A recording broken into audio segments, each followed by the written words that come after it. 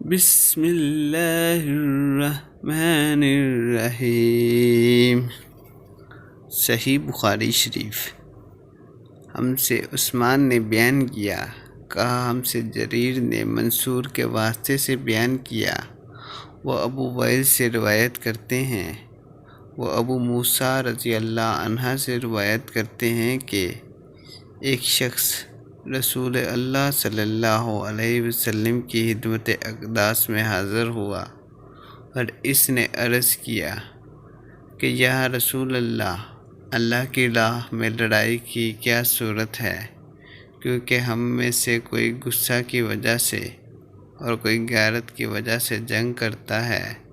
تو آپ صلی اللہ علیہ وسلم نے اس کی طرف سر اٹھایا، اور سر اسی لیے اٹھایا کہ پوچھنے والا کھڑا ہوا تھا۔